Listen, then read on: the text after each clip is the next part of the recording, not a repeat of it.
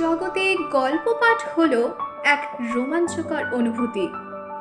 বিশেষ করে বাংলা সাহিত্যে গল্প পড়ার সাথে সাথে গল্প শুনতেও শ্রোতাদের মনে এক আশ্চর্য শিহরণ সৃষ্টি হয়। সে শিহরণের মাত্রা দ্বিগুণ করতে তথা শ্রোতাদের মনে এক রোমাঞ্চকর পরিবেশ তৈরি করতে আমাদের এক ছোট্ট প্রয়াস, ইতিকথা অডিও স্টোরি। নতুন লেখক লেখিকাদের দুর্দান্ত প্রতিভা তুলে ধরা ছাড়াও দেশ বিদেশের বিভিন্ন স্বাদের গল্প পরিবেশন করাই আমাদের মূল লক্ষ্য। আমাদের প্রতিটি গল্পই সম্পূর্ণ কাল্পনিক ভাবনা এবং চরিত্রের সমন্বয়ে সৃষ্ট। বাস্তব ঘটনা, কুসংস্কার অথবা তন্ত্র সাধনা কোনো কিছুকেই আমরা সমর্থন করি না, যদিও বা বাস্তব ঘটনার সাথে কোনোরূপ সাদৃশ্য থেকে থাকে তা সম্পূর্ণভাবে কাকতালীয় এবং অনিচ্ছাকৃত। মেন গল্পে যাওয়ার আগে একটা ছোট্ট ঘোষণা আছে। আজকের গল্পটি আপনারা হেডফোন দিয়েই শুনুন, কারণ আজকের গল্পে আমরা বাইনোরাল অডিও অথবা 3D অডিও এফেক্ট ব্যবহার করেছি। আর লেখা হেডফোন আপনার ডান দিকের কানে আর এল লেখা হেডফোন আপনার বাঁ দিকের কানে লাগিয়েছেন তো? এই যে হাই হ্যালো, আমি আপনার ডান দিক থেকে কথা বলছি, অর্থাৎ এখন আমাকে আপনার ডান দিক থেকে শোনার কথা। এই যে এবার আমি আপনার বাঁ দিক থেকে কথা বলছি, অর্থাৎ এবার আমাকে বাঁ দিকে শোনার কথা। যদি উল্টো শুনে থাকেন প্লিজ অ্যাডজাস্ট ইউর হেডফোনস। তাহলে চলুন আর দেরি না করে শুরু করা যাক আমাদের আজকের গল্প।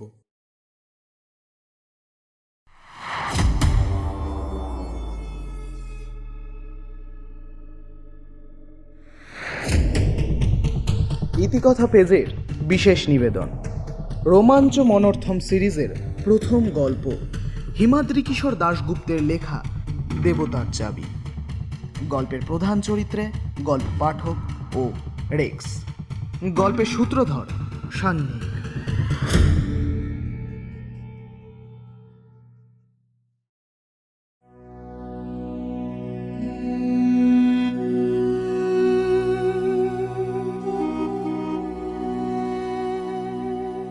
তাঁবুর ছায়ায় একলা বসেছিলাম। বিকেল 5টা হলেও নুবিয়ান মরুভূমিতে রোদের তেজ প্রচণ্ড। বাইরে আগুনের হলকা ছুটছে। দিন তিনেক হলো এখানে এসেছি। সুদানের একদম উত্তর প্রান্তে এই মরুভূমি। শুষ্ক, প্রায় প্রাণহীন, কাঁটা ছোপো চোখে পড়ে না। আমার যেখানে তাঁবু তার চারপাশে কিছু দূরে বেশ কিছু প্রাচীন সৌধ আজও দাঁড়িয়ে আছে। আফ্রিকার প্রখর রৌদ্র মরুভূমির প্রচণ্ড বালুঝড় শতাব্দী ধরে চেষ্টা চালিয়েও তাদের পুরোপুরি নিশ্চিহ্ন করতে পারেনি। পিরামিড। একসময় এই অঞ্চল ছিল প্রাচীন মিশরের অন্তর্গত। 3000 বছর আগে মিশরীয় সভ্যতার উষালগ্নে সুদান মিশরীয়দের কাছে নুবিয়া নামে পরিচিত ছিল। ওই পিরামিডগুলো তাদেরই কীর্তি। গিজা ও এসনার মতো নুবিয়ান মরু অঞ্চলও ছিল মিশরীয়দের গোরস্থান। এই অঞ্চলের স্থানীয় নাম ছিল মৃতের নগরী। আমি অবশ্য কোনো ইতিহাসবিদ নই, কোনো প্রত্নতাত্ত্বিক গবেষণার কাজে আমি এখানে আসিনি। আমি একজন জিওলজিস্ট, মুম্বাই শ্রীনিবাসন। জন্মসূত্রে ভারতীয় আর কর্মসূত্রে রিপাবলিক অফ সুদানের এক ভূতাত্ত্বিক গবেষণা সংস্থায় কাজ করি। অতি সরলভাবে বলতে গেলে বলতে হয় এখান থেকে কিছু নুড়ি পাথর সংগ্রহ করে আমি নিয়ে যাব। এ জায়গার ভূতাত্ত্বিক গঠন বহু বছর ধরে পরিবর্তিত হয়েছে। 8000 বছর আগে এই অঞ্চলে ছিল ঘন বনভূমি ও জলাভূমি, বহু প্রাণীর বিচরণ ক্ষেত্র। আদিম মানব গোষ্ঠী এখানে পশু শিকার করতে আসত।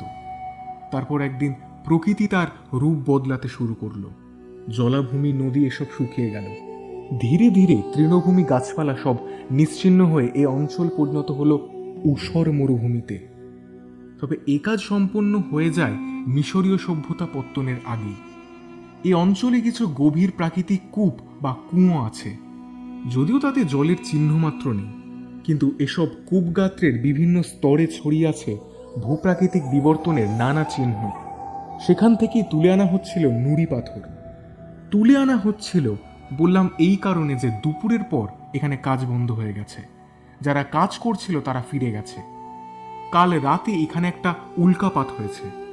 আকাশ থেকে সোনালি পুচ্ছসহ গোলাকার এক আগুনের বল নেমে আছড়ে পড়েছে কিছু দূরে একটা পিরামিডের পেছনে। রাত 10টার কাছাকাছি ঘটনা।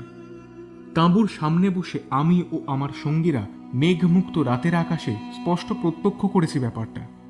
যদিও উল্কাপাতে আমাদের কোনো ক্ষতি হয়নি, আমরা যাইও নি সে জায়গাটাতে, এবং ব্যাপারটা নেহাতি প্রাকৃতিক। কিন্তু এই ঘটনাটা প্রচণ্ড ভীতি সঞ্চার করেছে আমার মজুরদের মনে। ওরা অশিক্ষিত আফ্রিকান যাযাবর গোষ্ঠীর লোক, প্রচণ্ড কুসংস্কার ওদের মনে। এমনিতেই এই জায়গা মৃতের নগরী বলে প্রথমে ওরা এখানে কাজে আসতে চায়নি। মোটা টাকার লোভ দেখিয়ে ওদের এখানে কাজে এনেছিলাম। যাই হোক, কাজেও মন দিয়েছিল ওরা। কিন্তু উল্কা দর্শনের পরই আজ সকালে তারা বলল যে তারা এ তল্লাটে আর থাকবে না। উল্কা দর্শন নাকি মৃত্যু ডেকে আনে। তবুও বুঝিয়ে সুঝিয়ে সকালের দিকে তাদের কুয়োতে নুড়ি তুলতে নামিয়েছিলাম। কিন্তু কুয়োতে নেমে একজনের পাথুরে দেয়ালে ঠোক্কর খেয়ে মাথা ফেটে গেল। যদিও তার আঘাত তেমন কিছু মারাত্মক নয়, তবু তারা দুপুরবেলা কুয়ো থেকে উঠে এসে বলল উল্কা দর্শনের কুফল ফলতে শুরু করেছে। সে কারণেই মাথা ফেটে এই রক্ততার। তাদের আবার গ্রামে ফিরতে হবে। সেখানে গিয়ে উল্কা দর্শনের দোষ খণ্ডন করার জন্য মরু গ্রামের জাদুকর ওঝার থেকে তাবিজ নিয়ে কাল তারা ফিরবে, আর ফেরার সময় আমার জন্য একটা তাবিজ আনবে। কিছুতেই তাদের আর আটকে রাখতে পারলাম না। আমাকে ফেলে রেখে তারা চলে গেল। তাঁবুতে বসে বসে ভাবছিলাম কাল সকাল পর্যন্ত এই প্রাচীন মরুস্থানের মৃতদের নগরীতে আমি কাটাবো কি করে। না, ভূত প্রেত, অপদেবতা বা উল্কা দর্শনের কুসংস্কারের ভয় আমার কোনোটাই নেই। আমি বিজ্ঞানে বিশ্বাস করি। আমার ভাবনার অর্থ হলো একলা এতটা সময় আমি অতিবাহিত করব কি করে। সঙ্গে বইপত্র কিছু আনিনি। কোনো সঙ্গী পাওয়া গেলে অন্তত গল্প করে সময় কাটানো যেত। কিন্তু এখানে সঙ্গী পাবো কোথায়? সবচেয়ে কাছের মরুগ্রাম অন্তত 25 মাইল দূরে। এই 3 দিনের মধ্যে জীবিত প্রাণী বলতে কাল রাতে একটা মরুশিয়াল চোখে পড়েছিল শুধু। উল্কাপাতের সময় সম্ভবত ভয় পেয়ে গর্ত ছেড়ে পালাচ্ছিল প্রাণীটা। মানুষ এখানে কই? কিন্তু এরপরই আমার হঠাৎ মনে পড়ে গেল একজন লোকের কথা। মাথা থেকে পা পর্যন্ত ঢাকা, নীল রঙের লম্বা আরবি পোশাক পরা একজন বেশ ঢ্যাঙা একটা লোক। যে কুয়োতে আমার লোকেরা কাজে নেমেছিল তার কিছু দূরে একটা পিরামিডের সামনে দাঁড়িয়ে মনোযোগ দিয়ে পিরামিড গাত্রে কি যেন দেখছিল লোকটা। গত 3 দিন আমাদের কাছাকাছি অন্য কোনো তাঁবু বা লোক চোখে পড়েনি, তাই কৌতূহলী হয়ে তার পরিচয় জানার জন্য তাকে ডাকবো ভাবছিলাম। কিন্তু তার আগে লোকটা অদৃশ্য হয়ে গেল পিরামিডের ভেতরে। আমার ধারণা লোকটা কোনো পুরাতত্ত্ববিদ অথবা ইজিপ্টোম্যানিয়া হবে। দ্বিতীয়টারই সম্ভাবনা বেশি। মিশর ইতিহাসের ভূতগ্রস্ত লোক বা ইজিপ্টোম্যানিয়াকরা এভাবেই একলা একলা ঘুরে বেড়ায় প্রাচীন মিশরীয় সৌধগুলোর আশেপাশে। কাজ করতে গিয়ে মিশর, লিবিয়াতে এ জাতীয় লোক আমি দেখেছি। ওই লোকটাকে পেলেও দুদণ্ড গল্প করা যেত। তাঁবুতে বসে লোকটার কথা মনে পড়ায় আমি ভাবছিলাম যে রোদের তাপ কমলে একবার তাঁবুর বাইরে বেরিয়ে খোঁজ করে দেখবো আশেপাশে কোথাও খুঁজে পাওয়া যায় কিনা। সেও সম্ভবত একলা, আমাকে পেলে তারও গল্পগুজবে সময় কেটে যাবে। কিছুক্ষণ বসে থাকার পর আমি তাঁবুর কোণে ডাঁই হয়ে পড়ে থাকা ছোট্ট ছোট্ট নুড়ি পাথরগুলো পরীক্ষা করতে লাগলাম। আজকেই কুয়ো থেকে তোলা হয়েছে এগুলো। কাদামাখা পাথরগুলো থেকে প্রয়োজনীয় নমুনাগুলো বেছে নিয়ে তা জলে ধুয়ে প্যাকেটবন্দি করতে হবে নিয়ে যাওয়ার জন্য। অধিকাংশ বিভিন্ন ধরনের সিলিকা, কিছু লাইমস্টোনও আছে। তার গায়ে চিহ্ন আঁকা আছে উদ্ভিদের। এই ফসিলগুলো সাক্ষ্য দিচ্ছে সুদূর অতীতে এই মরুভূমি একসময় সবুজ ছিল। পাথরগুলো ঘাঁটতে ঘাঁটতে হঠাৎ একটা পাথর দৃষ্টি আকর্ষণ করল। গোলাকৃতি 3 ইঞ্চি ব্যাসের চ্যাপ্টা পাথরটার চারপাশে কেমন যেন একটা খাঁজ কাটা, কী সব অস্পষ্ট আঁকিবুকি তার গায়ে। প্রাথমিক অবস্থায় আমি জিনিসটাকে কোনো মোলাস্কার ফসিল বলে ভেবেছিলাম। তাঁবুতে রাখা জল দিয়ে জিনিসটার গায়ের কাদামাটি ধুয়ে ফেলতেই সেটা দেখে আমি একটু বিস্মিত হলাম। ফসিল টসিল কিছু নয়, এটা আসলে একটা ধাতব চাকতি। চাকতির চারপাশে ত্রিভুজাকৃতি খাঁজ কাটা, আর সেই খাঁজগুলো সংযোগস্থলে বেশ কিছু দাগ কাটা আছে। দাগগুলো সম্ভবত কোনো পরিমাপ জ্ঞাপক চিহ্ন। চাকতির এক পাশে মিশরীয়দের প্রাচীন প্রতীক ডানাওয়ালা সূর্য ও অন্য পাশে স্ক্র্যাব বা গুবরে পোকার ছবি। এই ছবি দুটো দেখে জিনিসটা যে অতি প্রাচীন তা বুঝতে অসুবিধা হলো না, কিন্তু জিনিসটা আসলে কি? কোনো যন্ত্রাংশ? ধাতুটাও কিরকম সবুজাবো, আমার পরিচিত কোনো ধাতুর মতো নয়। চাকরিটা হাতে নিয়ে ভালো করে ঘুরিয়ে ফিরিয়ে দেখছি, এমন সময় বাইরে একটা অস্পষ্ট শব্দ শুনে দেখি তাঁবুর দরজার ঠিক বাইরে বালির মধ্যে একটা মানুষের ছায়া এসে পড়েছে। তাহলে কি আমার মজুরদের মধ্যে কেউ মত পরিবর্তন করে ফিরে এলো? আমি ছায়াটা দেখে উৎসাহিত হয়ে চাকতিটা আমার ব্রিচেসের পকেটে ঢুকিয়ে তাড়াতাড়ি তাঁবুর বাইরে বেরিয়ে এলাম। বাইরে এসে একটু অবাক হয়ে গেলাম। এই লোকটা আমার দলের কেউ নয়, আপাদমস্তক আরবি আলখাল্লাতে ঢাকা একজন অন্য লোক। মুহূর্তখানিক দেখার পরই তার দীর্ঘ আকৃতি দেখে চিনতে পারলাম তাকে। আরে, এ তো আজ সকালে দেখার লোকটা, যার কথা কিছুক্ষণ আগেই ভাবছিলাম আমি। লোকটার মুখমণ্ডলের প্রায় সবটাই নীল রঙের কাপড়ে আবৃত, শুধু উজ্জ্বল চোখ দুটোই দেখা যাচ্ছে। আমি তাকে কিছু বলার আগে সে নরম স্বরে বলল, দেখলাম আপনার লোকজন সব চলে গেল, একা আছেন দেখে পরিচয় করতে এলাম। আমি জবাবে বললাম, হ্যাঁ, আমিও আপনাকে সকালে দেখেছি। তা আপনিও কি একলা নাকি? ইতিহাসের খোঁজে এসেছেন? সে বলল, তা অনেকটা ওই রকমই বলতে পারেন। আমার নাম টি-রেক্স। তবে নাম শুনে আমাকে আবার ডাইনোসর ভাববেন না, আপনি আমাকে রেক্স বলে ডাকতে পারেন। এই বলে সম্ভবত মুখের ঢাকার আড়ালে একটু হাসল লোকটা। আমিও একটু হেসে নিজের নাম পরিচয় ব্যক্ত করে বললাম, যাক, পরিচয় হয়ে ভালোই হলো। তা দুজনেই যখন একলা, তখন আপনার অসুবিধা না হলে চলুন একটু বসে গল্প করা যাক। রেক্স আমার কথায় সম্মতিসূচক ঘাড় নেড়ে আমার তাঁবুর কাছে একটা ছোট্ট বালির ঢিপি আঙুল তুলে দেখালো। ও জায়গাতে আমার লোকেরা বিশ্রাম নেওয়ার জন্য ছাউনি টাঙিয়ে রেখেছিল। বেশ ছায়া আছে জায়গাটাতে, গরম বাতাসটাও কমে আসছে। সুতরাং তাঁবুতে আর না ঢুকে তার ইশারা অনুযায়ী দুজনেই সেই বালির ঢিপির ওপর গিয়ে বসলাম। সেখানে বসার পর আমি তাকে জিজ্ঞাসা করলাম, আপনি কবে এসছেন এখানে? কতদিন থাকবেন? সে জবাব দিল, কালই এসেছি, যত তাড়াতাড়ি সম্ভব ফিরতে হবে আমাকে, কিন্তু যেটা খুঁজছি সেটা না পেলে। কথাটা আর শেষ করলো না সে। লোকটার কণ্ঠস্বর শুনে বুঝতে পারছিলাম যে সে কোনো স্থানীয় অধিবাসী নয়, তার কথায় কোনো আরবি টান নেই। তাছাড়া মিশরীয় বা লিবিয়ানরা সাধারণত এত ঢ্যাঙা হয় না। রেক্সের জন্মস্থান জানার কৌতূহল হওয়াতে প্রশ্ন করলাম, আপনি কোন দেশের নাগরিক? রেক্স উত্তর দিল, একসময় এদেশেরই ছিলাম। এই বলে সে দৃষ্টি নিবন্ধ করল কিছু দূরে বালিয়াড়ির মধ্যে জেগে থাকা সার সার পিরামিডের দিকে। বেশ কিছুক্ষণের নিস্তব্ধতা। রেক্স যেন পিরামিডগুলোর দিকে তাকিয়ে গভীরভাবে কি যেন ভাবছে। আমি আবার তার সঙ্গে কথোপকথনে ফিরে আসার জন্য তার উদ্দেশ্যে বললাম, এই জায়গাটা কেমন অদ্ভুত। জনহীন মরুপ্রান্তরে রোদ ঝড় উপেক্ষা করে ওই পিরামিডগুলো হাজার হাজার বছর পরেও কেমন মাথা তুলে দাঁড়িয়ে আছে। আধুনিক বিজ্ঞানী ও প্রযুক্তিবিদদেরও বিস্মিত করে এইসব স্থাপত্য। সেদিনের মানুষেরা কী কৌশলে যে। আমাকে কথা শেষ করতে না দিয়ে রেক্স নামের লোকটা আঙুল তুলে পিরামিড সারির একটা পিরামিডের দিকে দেখিয়ে মৃদু হেসে বলল, ওটা খেয়াল করেছেন? আমি তাকালাম সেদিকে। সূর্য এখন পশ্চিমে ঢলতে শুরু করেছে, তার বিদায়বেলার দীপ্তি ছড়িয়ে পড়ছে পিরামিডগুলোর শীর্ষে। তার মধ্যে একটা পিরামিডের মাথা যেন স্বচ্ছ মনে হচ্ছে। সূর্যালোক যেন পিরামিডের মাথার কয়েকটা ধাপকে ভেদ করতে পারছে। তবে কাঁচের মতো স্বচ্ছ দেখানো বলতে যা বোঝে তা কিন্তু নয়। ওই পিরামিডটাই দেখাচ্ছে রেক্স। আমি সেদিকে তাকিয়ে বললাম, হ্যাঁ, খেয়াল করেছি। ওই পিরামিডের চূড়োটা সম্ভবত অ্যালাবাস্টার পাথরের তৈরি, তাই ওরকম আপাত স্বচ্ছ মনে হচ্ছে।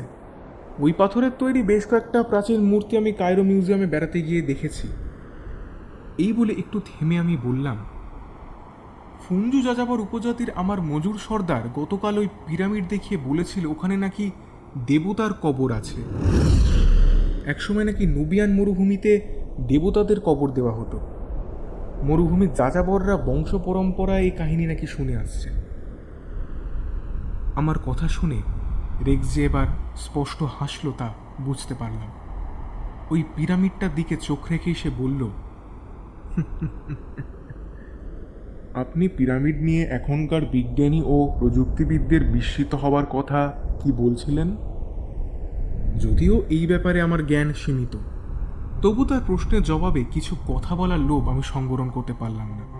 আমি বললাম, হ্যাঁ, আধুনিক প্রযুক্তিবিদদের কাছেও এগুলো কিন্তু বিস্ময়ের কারণ। ভাবুন তো একবার, সভ্যতার সেই সূচনাকালে সেদিনের মানুষেরা কিভাবে এসব বিরাট বিরাট পিরামিড বানিয়েছিলেন, কিভাবে এই সমকৌণিক পাথরগুলোকে গাণিতিক নিয়ম মেনে কিভাবে একটার উপর একটা বসিয়ে পিরামিড রচনা করেছিলেন। তাদের সময় তো ক্রেন ছিল না, কিভাবে তারা ভারী ভারী পাথরের ব্লককে অত উঁচুতে তুলেছিলেন। আমি একটা বইতে একবার পড়েছিলাম যে গিজার গ্রেট পিরামিড তৈরির ব্যাপারে তার নির্মাণকাল ও শ্রমিক সংখ্যা ঐতিহাসিক হেরোডোটাসের বিবরণ সঠিক মানলে সেই হিসেব অনুযায়ী প্রতি 2 সেকেন্ডে একটা পাথরের ব্লক ওপরে তুলে প্রতিস্থাপন করা হয়েছিল। অনেক ক্ষেত্রে যেখানে এক একটা পাথরের ওজন ছিল প্রায় 10 টন। আধুনিক ইঞ্জিনিয়ারিং এর কাছেও যা অসম্ভব, তা কোন কৌশলে সম্ভব করেছিল প্রাচীন মিশরীয়রা? এক অমীমাংসিত রহস্য। আমি প্রযুক্তিবিদ নই। আমার স্বল্প জ্ঞানের মধ্যে আমি আরও কিছু বলতে যাচ্ছিলাম, কিন্তু আগন্তুক বলে উঠল, হ্যাঁ, প্রাচীন স্থাপত্যবিদ্যা ও বিজ্ঞানের ক্ষেত্রে এরকম অমীমাংসিত আরও কয়েকটা রহস্যের কথা আমিও বলতে পারি। যেমন পেরুর প্রাচীন ইনকা রাজধানী কুচকোর সাক্সাহুয়ামান দুর্গে বিশাল পাথরের ব্লকগুলো সংযোগস্থলে গুলিয়ে জোড়া লাগানো হতো কিভাবে? যে ইনকারা চাকার ব্যবহার জানতো না, তারা পাথর গলানোর মতো উত্তাপ সৃষ্টি কিভাবে করত? কিভাবে মেক্সিকোর বর্বর অ্যাচটেক অধিবাসীরা তাদের নরবলি দেবার বিশাল মন্দিরগুলো এমন নিখুঁত জ্যামিতিক জ্ঞানে আর স্থাপত্য কৌশলে বানিয়েছিল যে তাদের স্থাপত্যগুলো ভূমিকম্প নিরোধক? অথবা মায়া সভ্যতার মানুষরা কিভাবে সৌরমণ্ডলীয় গ্রহ নক্ষত্রের নিখুঁত অবস্থান নির্ণয় করে বানিয়েছিল তাদের বিখ্যাত ক্যালেন্ডার? ব্রুনো, গ্যালিলিও ইত্যাদি সভ্য পৃথিবীর মানুষের আগে কিভাবে মায়া জনজাতি জেনেছিল সূর্যকে পৃথিবীর প্রদক্ষিণ তত্ত্ব?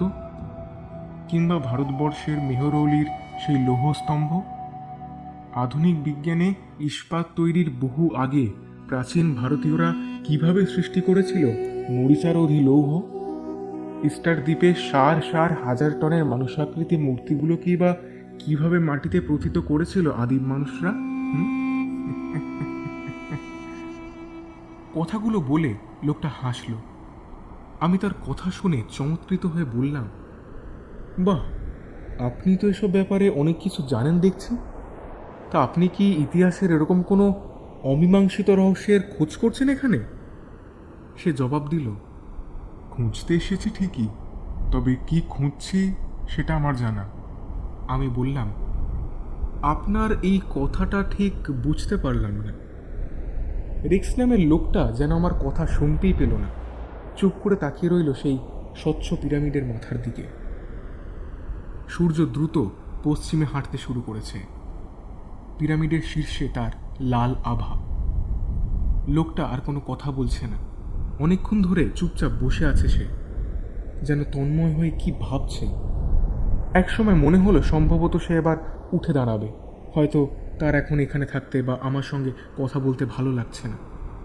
আমি তাকে আরও কিছুক্ষণ যদি ধরে রেখে গল্প করা যায় এই অছিলায় পকেট থেকে সিগারের বাক্সটা বের করে বললাম, আপনি একটা সিগার খাবেন? রেক্স আমার দিকে ফিরে তাকালো। তারপরই আমার হাতের দিকে তাকিয়ে তার দৃষ্টি কেমন যেন পাল্টে গেল। আমি সিগারের বাক্সটা খুলতে যেতেই পর মুহূর্তেই নিজের ভুলটা বুঝতে পারলাম। সিগারের বাক্স এটা নয়, বেখেয়ালে পকেট হাতে সেই সবুজ ধাতব চাকতিটা বার করে ফেলেছি। ভুলটা বুঝতে পেরে আমি আবার ওটা পকেটে রাখতে যাচ্ছিলাম, কিন্তু তার আগেই বিস্মিত কণ্ঠে রেক্স বলে উঠল, ওটা আপনি পেলেন কোথায়? সারা সকাল পিরামিডের ভেতরে ওটাই তো খুঁজেছি আমি। যে কুলুঙ্গিতে ওটা থাকার কথা সেখানে খুঁজে পাইনি।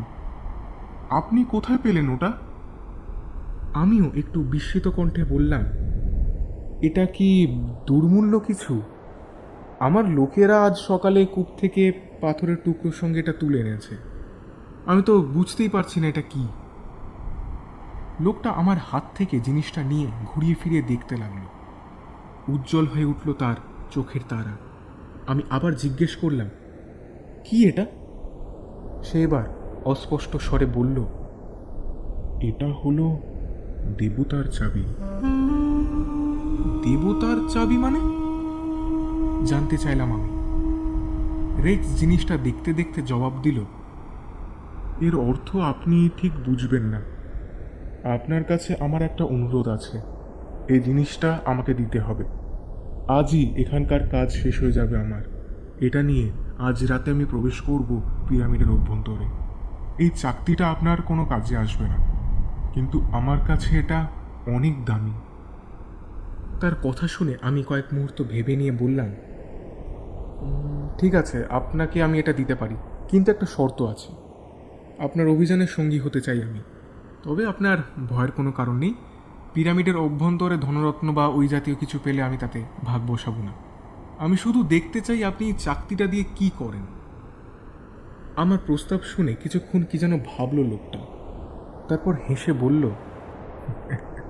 ঠিক আছে, চাকতিটা যখন আপনি খুঁজে পেয়েছেন তখন এ দাবি আপনি করতেই পারেন। এটা এখন আপনি আপনার কাছে রাখুন। মাঝরাতে আমি আসবো আপনার কাছে আপনাকে নিয়ে যেতে। এই বলে জিনিসটা আমার হাতে ফিরিয়ে দিয়ে উঠে দাঁড়িয়ে বিদায় সম্ভাষণ জানিয়ে লোকটা হাঁটতে লাগলো সামনের দিকে। কিছুক্ষণের মধ্যেই তার ঢ্যাঙা দেহটা অদৃশ্য হয়ে গেল পিরামিডগুলোর আড়ালে। সে চলে যাওয়ার পর আমি চাকতিটা বেশ কিছুক্ষণ খুঁটিয়ে খুঁটিয়ে দেখার পরও তার মর্মোদ্ধার করতে পারলাম না। এরপরই সূর্য অস্ত গেল। অন্ধকার নামলো মরুভূমিতে। ঠান্ডাও নামতে শুরু করলো। মরুভূমির এই নিয়ম, দিনে যত গরম, রাতে তত ঠান্ডা। তাঁবুর বাইরে বসে আমি চিন্তা করতে লাগলাম এই অদ্ভুত আগন্তুকের কথা। কিসের খোঁজে লোকটা প্রবেশ করতে চলেছে পিরামিডের অভ্যন্তরে? ধনরত্ন, টাকা কড়ি, নাকি কোনো ফারাওয়ের লুকানো মমির সন্ধানে? বেশ অনেকক্ষণ ভাববার পর আমি তাঁবুর ভেতর প্রবেশ করলাম। খাওয়া সেরে আমি সম্ভাব্য নৈশ অভিযানের জন্য প্রস্তুতি নিতে লাগলাম। ঠিক রাত 12টাতে সেই দীর্ঘ ছায়া আবার এসে পড়ল আমার তাঁবুর দরজায়। প্রস্তুত হয়েছিলাম, সঙ্গে সঙ্গে বাইরে বেরিয়ে এলাম। লোকটার পরনে সর্বাঙ্গ ঢাকা সেই একই পোশাক, তবে তার সঙ্গে এবার একটা ছোট মতো ধাতব বাক্স আছে। চাঁদের আলোতে বেশ রহস্যময় লাগছে তাকে। আপনি তৈরি? আর চাকতিটা সঙ্গে আছে তো? আমি সম্মতিসূচক মাথা নাড়তেই সে ইশারায় তাকে অনুসরণ করতে বলে বালির ওপর লম্বা লম্বা পা ফেলে হাঁটতে লাগল। চাঁদের আলোতে উদ্ভাসিত চারিদিক অনেক দূর পর্যন্ত দৃশ্যমান। চাঁদ যেন আজ হাসছে। তার আলোতে দাঁড়িয়ে আছে সহস্র বছরের প্রাচীন সার সার পিরামিডগুলো। নুবিয়ান মরুভূমির মেঘমুক্ত আকাশের অগণিত নক্ষত্ররা ঝিকমিক করছে, যেন কেউ এক রাশ হীরার কুচি ছড়িয়ে দিয়েছে আকাশে। আমি লোকটার উদ্দেশ্যে বললাম, আকাশটা কি সুন্দর, তাই না? যখন আকাশের দিকে তাকাই তখন নিজেকে বা এই পৃথিবীকে কত ক্ষুদ্র মনে হয়। কত অসীম এই মহাকাশ, কত অপার রহস্য লুকিয়ে আছে তার বুকে। আমার কথা শুনে চলতে চলতে লোকটা হাসলো মনে হয়, তারপর বলল, হ্যাঁ, ঠিক তাই। যে ছায়াপথের মধ্যে পৃথিবীর অবস্থান, সেই ছায়াপথে তারার সংখ্যা অন্তত 200 কোটি। আর সারা বিশ্বব্রহ্মাণ্ড বলতে যা বোঝায় তাতে নক্ষত্রপুঞ্জের সংখ্যা অন্তত 10 লক্ষ কোটি। আর গ্রহগুলো আবর্তিত হয় নক্ষত্রকে কেন্দ্র করে। পৃথিবী থেকে মাত্র 6 আলোকবর্ষ দূরে বার্নার্ড নক্ষত্রেরও 2টো গ্রহ আছে।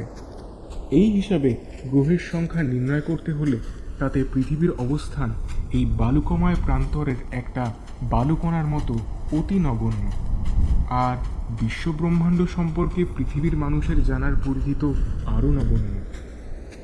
তার কথা শুনে চমৎকৃত হয়ে আমি মন্তব্য করলাম, আপনার অনেক বিষয় বেশ জানা আছে দেখছি। সে আমার কথায় কোনো মন্তব্য করল না। বাদবাকি পথ অতিক্রম করে একসময় আমাকে নিয়ে উপস্থিত হলো সেই পিরামিডের সামনে, যার শীর্ষদেশ বিকেলের সূর্যালোকে স্বচ্ছ বলে মনে হচ্ছিল। মরু উপজাতিরা যাকে বলে দেবতার কবর। পিরামিডের অভ্যন্তরে প্রবেশ করার আগের মুহূর্তের জন্য একবার থামল লোকটা। আমার উদ্দেশ্যে বলল, আপনার ভয় করছে না তো? আজ রাতে এক বিরল অভিজ্ঞতার সাক্ষী হবেন আপনি। আমরা প্রবেশ করলাম পিরামিডের অভ্যন্তরে। একটা বৈদ্যুতিক টর্চ জ্বালালো লোকটা। অন্ধকার পাথরের সরিপথ বেয়ে প্রথমে নিচের দিকে নামতে শুরু করলাম আমরা। বহু শতাব্দী সম্ভবত এখানে মানুষের পদচিহ্ন পড়েনি। শত শত বছরের জমাট ধুলো মাকড়সার জাল সরিয়ে একের পর এক সংকীর্ণ অলিন্দ সরিপথ ভাঙতে লাগলাম আমরা। মাঝে মাঝে আমাদের স্পর্শে খসে যাচ্ছে দেওয়ালের ধুলোর স্তর। তার আড়াল থেকে বেরিয়ে আসছে প্রাচীন মিশরীয় দেবতাদের নানা চিত্র। অনুবিস, হ্যাথর, খুনাম, ওসিরিস ইত্যাদি নানা দেবতার প্রতিমূর্তি।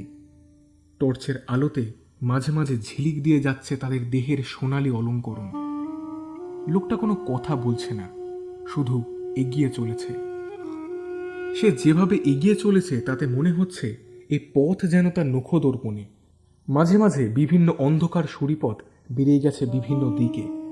তার মধ্যে পথ করে নিয়ে কোনো সুনির্দিষ্ট লক্ষ্যের দিকে যেন এগোচ্ছে সে। আমি চলতে চলতে তাকে প্রশ্ন করলাম, এখানে কি এর আগে এসেছিলেন? সে জবাব দিল, হ্যাঁ, অনেক অনেক দিন আগে, যখন আমরা... কথাটা শেষ করল না রেক্স। পিরামিডের গোলক ধাঁধা অতিক্রম করে একসময় এসে উপস্থিত হলাম ভূগর্ভস্থ এক কক্ষে। তার চারপাশে নিরেট পাথুরে দেওয়াল। আমি বললাম, পথ তো শেষ হয়ে গেল, এবার কোন দিকে যাবেন? সে জবাব দিল, না, পথ শেষ হয়নি। বলতে গেলে পথ শুরু হলো এবার। পথ এবার করে নেব আমরা। আমাকে নিয়ে একটা দেওয়ালের সামনে গিয়ে দাঁড়ালো লোকটা। তারপর হাতের বাক্সটা খুলল। অমনি একটা বিপ বিপ শব্দ করে বাক্সের ভেতর কয়েকটা লাল নীল আলো জ্বলে উঠল। একটা কিবোর্ড আর বেশ কয়েকটা সুইচও আছে তার মধ্যে। বাক্সটা যে একটা যন্ত্র তা বুঝতে অসুবিধা হলো না আমার। বাক্সর আলোগুলো জ্বলে ওঠার পর লোকটা আঙুল ছল কিবোর্ডে, আর তখনই নীল রঙের একটা আলোক রশ্মি বাক্স থেকে নির্গত হয়ে একবার চক্রাকারে আবর্তিত হলো দেওয়ালের একটা অংশে। আর কি আশ্চর্য, সঙ্গে সঙ্গে পাথরের দেওয়ালের ওই অংশটা খসে পড়ল। ঠিক কেউ যেন ছুরি দিয়ে মাখনের দেওয়াল থেকে একটা বৃত্তাকার অংশ কেটে নিল। ঘটনা দেখে আমি অবাক হয়ে বললাম, নীল আলোটা কি কোনো লেজার রশ্মি? সে জবাব দিল, তা বলতে পারেন, তবে এ তরঙ্গরশ্মির ক্ষমতা তার চেয়ে কয়েক হাজার গুণ বেশি। কাজ শেষ হওয়ার পর আবার বাক্স বন্ধ করলো লোকটা। তারপর দেওয়ালের সেই ফোকর গোলে আমাকে নিয়ে প্রবেশ করলো ওই পাশে। সামনেই একটা সিঁড়ি উঠে গেছে। আমরা সেই সিঁড়ি বেয়ে ওপরে উঠতে লাগলাম। উপরে ওঠার যেন কোনো বিরামই নেই। মাথার উপর ঢালু ছাদ, দুপাশের দেওয়ালে বহু বর্ণে চিত্রিত। কত রকমের জিনিস চিত্রিত আছে সেখানে। মাঝে মাঝে শুধু আমি যখন হাঁফ নেবার জন্য দাঁড়িয়ে পড়ছিলাম, তখন মুহূর্তের জন্য সে থমকে দাঁড়াচ্ছিল। বেশ অনেকক্ষণ ধরে ওপরে ওঠার পর অবশেষে আমরা থামলাম। আমাদের পথ আগলে দাঁড়িয়ে আছে একটা দেয়াল, আর দেওয়ালের গায়ে খোদিত আছে আকাশদেব হোরাসের বিশাল এক ছবি। রেক্স দাঁড়িয়ে পড়ে বলল, আমরা পৌঁছে গেছি। তার কণ্ঠস্বরে একটা চাপা উত্তেজনা। আমি বললাম, কোথায় পৌঁছেছি? এই দেওয়ালটাও কি লেজার বিম দিয়ে ভাঙবেন নাকি? সে বলল, না, এ দেয়াল ধাতব। কোনো লেজার বিম দিয়ে এই ধাতুকে ভাঙা বা কাটা যাবে না। পৃথিবীর সবচেয়ে শক্তিশালী হাইড্রোজেন বোমাও এ দেয়াল ভাঙতে পারবে না। দিন, এবার আমাকে ওই চাবিটা দিন। ওটা ছাড়া এ দেয়াল কেউ খুলতে পারবে না। আমি পকেট থেকে সেই ধাতব চাকতি বের করে তার হাতে দিলাম। লোকটা চাবিটা নিয়ে এগিয়ে দাঁড়ালো দেওয়ালে খোদিত হোরাসের মূর্তির সামনে। টর্চের আলোতে আমার মনে হলো চাকতিটা আর দেওয়াল যেন একই ধাতুর তৈরি। দেওয়ালের গায়েও একটা সবুজ ছটা আছে। হোরাস দেবের বুকের কাছে একটা খাঁচ কাটা জায়গা আছে। রেক্স চাকতিটা সেখানে বসাতেই খুব সুন্দরভাবে চাকতির দাঁতগুলো দেওয়ালের খাঁজে খাঁজে বসে গেল। তারপর কম্বিনেশন লক যেভাবে খোলা হয়, রেক্স সেইভাবে দেওয়ালের খাঁজে ঘোরাতে লাগলো সেটা। তাহলে চাকতিটা আসলে সত্যি একটা চাবি। চাকতিটা ঘোরাতে ঘোরাতে হঠাৎ একটা ধাতব শব্দ হলো, আর তারপরই আকাশদেব দুপাশে ভাগ হয়ে গেলেন। খুলে গেল একটা ছোট্ট ধাতব দরজা। রেক্স দেওয়াল থেকে চাবিটা খুলে নিয়ে ইশারায় আমাকে অনুসরণ করতে বলল। তার পিছন পেছন দরজার ওই পাশে প্রবেশ করলাম আমি। একটা ত্রিভুজাকৃতি ঘর, একটা হালকা আলোয় ভরে আছে ঘরটা। ঘরের চারপাশে তাকাতেই চমকে উঠলাম। ঘরটা যেন একটা এরোপ্লেনের ককপিট। নানান ধরনের বৈদ্যুতিক আধুনিক প্যানেল, যন্ত্রপাতি বসানো আছে ঘরটাতে। আর ঘরের ঠিক মাঝখানে রয়েছে সেই সবুজাব ধাতুর তৈরি বিরাট এক সবাধারের মতো বাক্স। আমি অবাক হয়ে বললাম, এই কোন জায়গাতে এলাম আমরা? রেক্স বলল, দেয়ালের কাছে যান, বুঝতে পারবেন। তার কথা শুনে দেওয়ালের কাছে যেতেই চমকে উঠলাম। অনেক উপর থেকে বাইরে সবকিছু স্পষ্ট দেখা যাচ্ছে। চন্দ্রালোকিত মরুভূমি, আশেপাশের পিরামিড, এমনকি আমার তাঁবু পর্যন্ত। আকাশের চাঁদটাও স্পষ্ট দেখা যাচ্ছে। এই ঘরের আলোটা আসলে চাঁদেরই আলো। রেক্স বলল, আপনি যে পিরামিডের মাথাটা অ্যালাবাস্টার পাথরের তৈরি ভেবেছিলেন, সেটা আসলে বিশেষ ধরনের ক্রিস্টালের তৈরি, যে প্রয়োজনে স্বচ্ছ ও অস্বচ্ছ দুই হতে পারে। এ এক কঠিনতম অভঙ্গুর ক্রিস্টাল। আমরা এখন দাঁড়িয়ে আছি সেই পিরামিডের শীর্ষদেশে। কথাগুলো বলতে বলতে সে গিয়ে উপস্থিত হলো ঘরের মাঝে রাখা বাক্সর সামনে। তারপর তন্ময় হয়ে তাকিয়ে রইল বাক্সটার দিকে। বাক্সের গায়েও খোদিত আছে দানাওয়ালা হোরাস দেবের ছবি।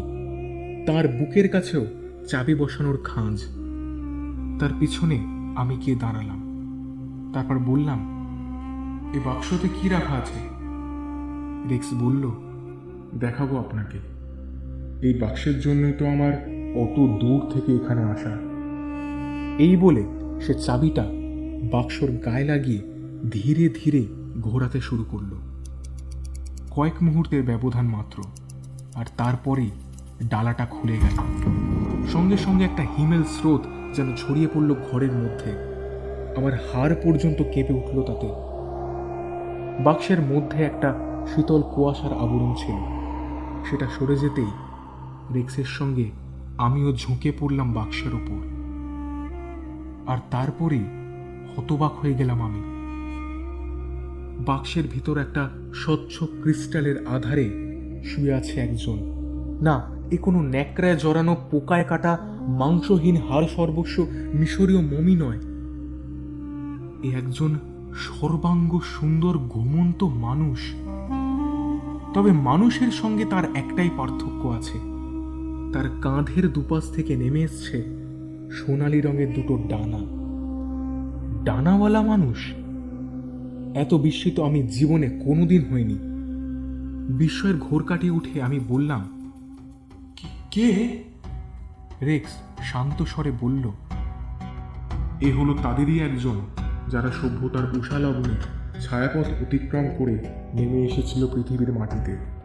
পৃথিবীর স্থানে স্থানে ভিন্ন ভিন্ন গোষ্ঠীর মানুষকে যারা প্রথম শিখিয়েছিল বিজ্ঞান, প্রযুক্তি, মহাকাশবিদ্যা। মানুষের চেয়ে অনেক বেশি বুদ্ধিসম্পন্ন, যারা মানুষকে সাহায্য করেছিল গিজার পিরামিড, অ্যাজটেক মন্দির করতে, শিখিয়েছিল কিভাবে তৈরি করতে হয় মায়া ক্যালেন্ডার অথবা মরিচাহীন ইস্পাত। ইতিহাসের আপনার সেই অমীমাংসিত প্রশ্নের উত্তরগুলো যাদের জানা ছিল, বিভিন্ন সভ্যতার পৌরাণিক গাথায় যাদের বর্ণনা করা হয়েছিল দেবতা বলে, এ তাদেরই একজন। পৃথিবীতে কাজ শেষে আবার যদি পৃথিবীর কোনো প্রয়োজন হয় এই ভেবে হিমায়িত অবস্থায় ঘুম পাড়িয়ে রেখে দেওয়া হয়েছে ওকে। 5,000 বছর ধরে ঘুমাচ্ছে ও। এবারও ফিরে যাওয়ার সময় হয়েছে। রিক্সের কথা শুনে হতভম্বের মতো দাঁড়িয়ে রইলাম আমি। আমার মাথার ভিতরটা কেমন যেন গুলিয়ে যাচ্ছে। ক্রিস্টালের ঘরের ভেতর শৈত্যপ্রবাহ ক্রমশই যেন বেড়ে চলেছে, আর সহ্য করা যাচ্ছে না ঠান্ডা। রিক্স একসময় বলল, চলুন এবার আপনাকে নিচে নামান। রিক্সের পেছন পেছন নিচে নামতে শুরু করলাম। যে পথে আমরা উপরে উঠেছিলাম, রেক্স কিছুটা সে পথে নেমে রশ্মি দিয়ে পাথর কেটে অন্য পথে বেশ দ্রুতই বাইরে বের করে আনলো আমাকে। পিরামিডের বাইরে চন্দ্রালোকিত বালু প্রান্তরে আমরা এসে দাঁড়ালাম। মাথার ওপর আকাশে পূর্ণ চন্দ্র আর ঝিকমিকে তারাগুলো যেন আমাদের দিকে তাকিয়ে হাসছে। আমাকে নিয়ে কয়েক পা এগোবার পর দাঁড়িয়ে গেল রেক্স। তারপর আমার উদ্দেশ্যে বলল, আপনি এবার তাঁবুতে ফিরে যান। পিরামিডের মধ্যে যে ঘুমিয়ে আছে তাকে নিয়ে আমাকে অনেকটা পথ পাড়ি দিতে হবে, আর আমাদের সাক্ষাতের স্মৃতি হিসাবে আপনি এটা রেখে দিন। এই বলে সে তার পোশাকের ভেতর থেকে বলের মতো একটা সবুজাব ধাতুপিণ্ড বের করে তুলে দিল আমার হাতে। সম্ভবত এই ধাতু দিয়ে তৈরি সেই দেবতার চাবি। এরপর সে মৃদু হেসে বলল, তাহলে চলি বন্ধু। আর আপনার সঙ্গীরা ফিরে এলে তাদের বলবেন এখানে আর উল্কাপাত হবে না। আপনাকে বলি, ওটা আসলে উল্কা ছিল না। এই বলে পেছন ফিরতে যাচ্ছিল রেক্স। আমি তার উদ্দেশ্যে বললাম, একটু দাঁড়ান, আপনার সঠিক পরিচয়টা? কোথায় ফিরে যাবেন আপনি? রেক্স থমকে দাঁড়িয়ে পড়ল আমার কথা শুনে। আমার দিকে কয়েক মুহূর্ত তাকিয়ে থেকে সে খসিয়ে ফেলল দেহের আলখাল্লা। আমি দেখলাম আমার সামনে দাঁড়িয়ে আছে এক সুন্দর পুরুষ, আর তার কাঁধ থেকে নেমে এসেছে দুটো সোনালি ডানা, ঠিক সেই পিরামিডের কফিনে শায়িত মানুষটার মতো। চাঁদের আলোতে ঝলমল করছে সেই দুটো পাখা। টি-রেক্স এরপর একবার মৃদু হাসল আমার মুখের দিকে তাকিয়ে, তারপর বিদায়ের ভঙ্গিতে হাত নেড়ে এগুলো পিরামিডের দিকে। আমি ফিরে এলাম আমার তাঁবুর কাছে। বিস্ময়ের ঘোরে তখন আমি আচ্ছন্ন। কিছুক্ষণের মধ্যেই আমি খেয়াল করলাম যে পিরামিডে আমি গেছিলাম তার শীর্ষদেশে নানা রঙের আলো জ্বলে উঠতে শুরু করেছে। একটা সার্চলাইটের মতো ঘূর্ণায়মান তীব্র আলো ক্রমশ ছড়িয়ে পড়ছে চারপাশে। সেই আলো আমাকে, আমার তাঁবুকেও স্পর্শ করছে। এর কয়েক মিনিটের মধ্যেই পিরামিডের মাথাটা হঠাৎ সোনালি আলোতে ভরে উঠল, আর তার পর মুহূর্তেই পিরামিডের উজ্জ্বল আভাযুক্ত মাথাটা ছিটকে আকাশে উঠে গেল। আমার পায়ের নিচের মাটি থরথর করে কেঁপে উঠল। একটা হিসের শব্দ করে সেই সোনালি ত্রিভুজ একবার পাক খেল মরুভূমির আকাশে, তারপর উল্কার গতিতে ধাবিত হলো মহাশূন্যের দিকে। টি-রেক্স তার সঙ্গীকে নিয়ে যাত্রা করল হয়তো অন্য কোনো ছায়াপথে, নিজেদের বাসস্থানে, অথবা অন্য কোনো গ্রহে যেখানকার অধিবাসীদের হয়তো উন্নত করে তুলবে তারা। আকাশের লক্ষ লক্ষ তারার মাঝে ক্রমশ অপসৃয়মান একটা আলোকবিন্দুর দিকে হাত নেড়ে আমি বললাম, বিদায় বন্ধু।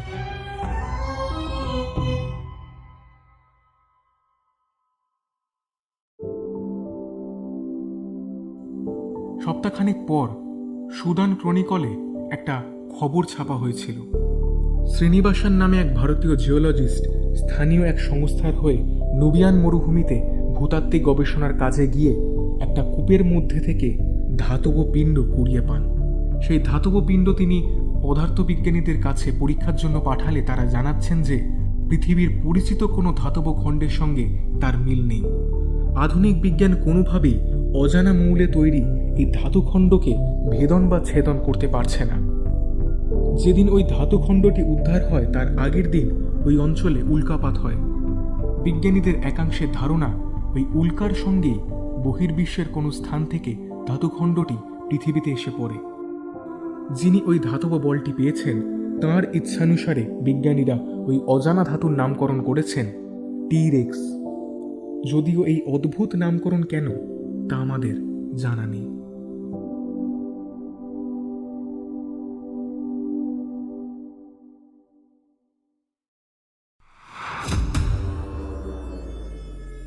শেষ হলো হিমাদ্রি কিশোর দাশগুপ্তের লেখা দেবতার চাবি।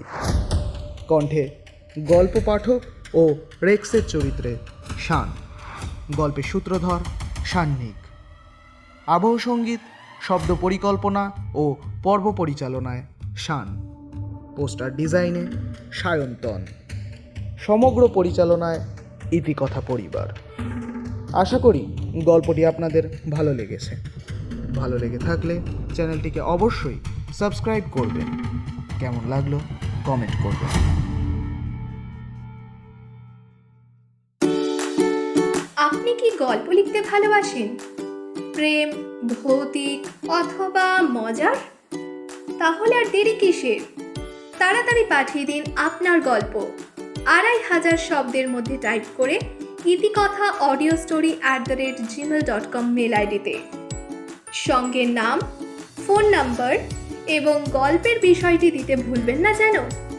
আপনার গল্পটি নির্বাচিত হলে সেই গল্পটি শোনানো হবে আমাদের অফিসিয়াল ইউটিউব চ্যানেলে। মেল আইডিটা আরেকবার বলে দিই, ইতিকথা অডিও স্টোরি @gmail.com।